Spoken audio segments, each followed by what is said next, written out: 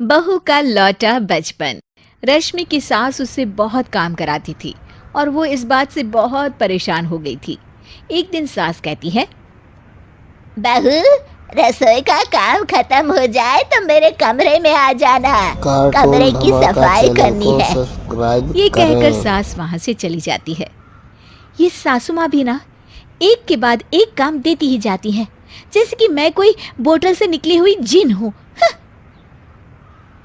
रश्मि अपनी सास के कमरे कार्टून में धमाका जाती है को और स्टूल पर चढ़कर सब्सक्राइब अलमारी करें। से सामान निकाल रही होती है।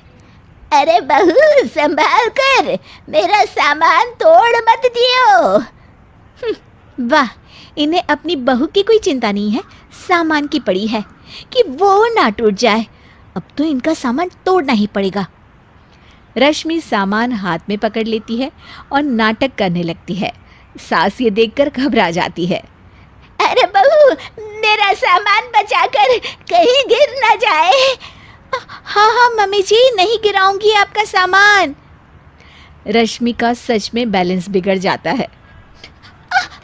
अरे, मेरा तो सच में बैलेंस बिगड़ रहा है। रश्मि स्टूल से नीचे गिर जाती है और उसका सर बेड से लग जाता है। रश्मि के सर में दर्द हो रहा होता है। वो बेहोश नहीं हुई होती है, लेकिन वो आंखें मूंद कर पड़ी रहती है। ये देखकर उसकी सास घबरा जाती है। अरे बहू, ठीक तो है ना? तू बोलती क्यों नहीं बहू? ये अच्छा मौका है, बेहोशी का नाटक कर लेती हूँ, काम से तो बच जाऊंगी। सास कार्टून रश्मि धमाका को चैनल बेड को पर लेटा देती है सब्सक्राइब और अपने करें। बेटे सूरज और डॉक्टर को फोन करती है। वे दोनों कुछ ही देर में घर आ जाते हैं। सर पर चोट आने की वजह से ये बेहोश हो गई है। मैं कुछ दवाइयाँ लिख कर देता हूँ, ये मंगा लीजिएगा। उफ, वो ठीक हो जाऊंगी तो फिर से काम करना पड़ेगा। क्या करूं? अरे हाँ, ऐसी तरकीब निकाली है जिससे काम भी नहीं करना पड़ेगा और मेरी प्यारी सासू माँ को भी सबक सिखाने का मौका मिल जाएगा। डॉक्टर चले जाते हैं और रश्मि होश में आती है। तब वो बच्ची बनकर याददाश्त खोने का नाटक करने लगती है।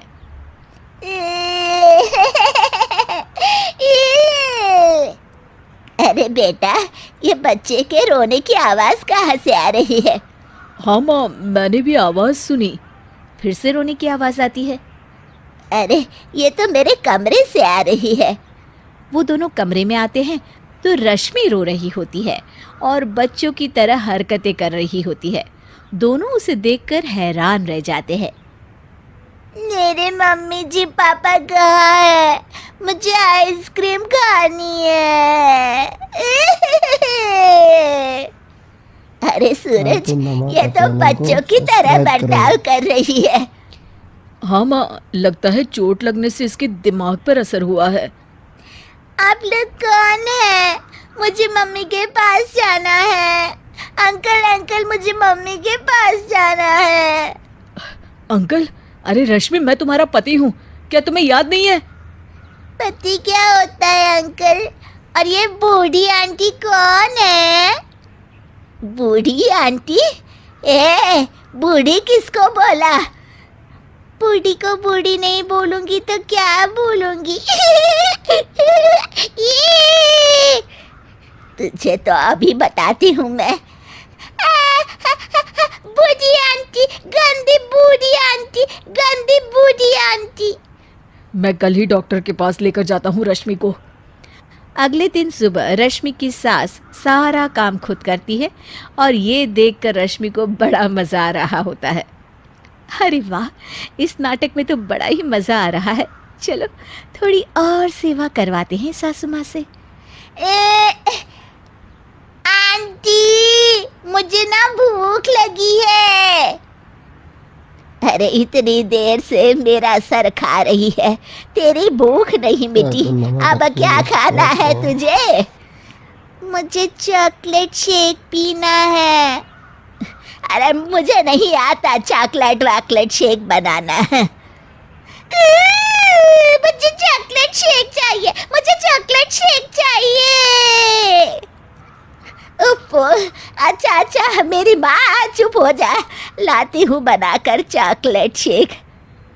रश्मि अपनी सास से खूब काम करा रही होती है और अपने नाटक का जमकर फायदा उठा रही होती है।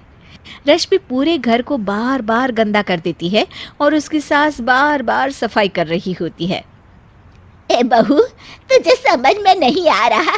कितनी बार कहा है कि एक जगह बैठ, अभी एक थप्पड़ लगाऊंगी तुझे। रश्मि रोना शुरू कर देती है।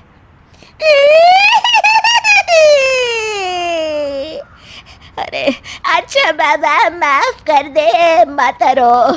तुझे जो करना है कर, पर रो मत मेरी माँ। रश्मि अपनी सास की नाक में दम कर देती है। कुछ देर बाद सूरज फिर से डॉक्टर को लेकर आते हैं और डॉक्टर पूरी तरह रश्मि की जांच करता है। मुझे लगता है कि इनको हॉस्पिटल में ले जाकर स्कैन करना होगा, तभी कुछ पता चल पाएगा। बाप रे, मर गई। ये तो हॉस्पिटल ले जाने की बात करने लगे हैं। नहीं नहीं, मुझे हॉस्पिटल नहीं जाना।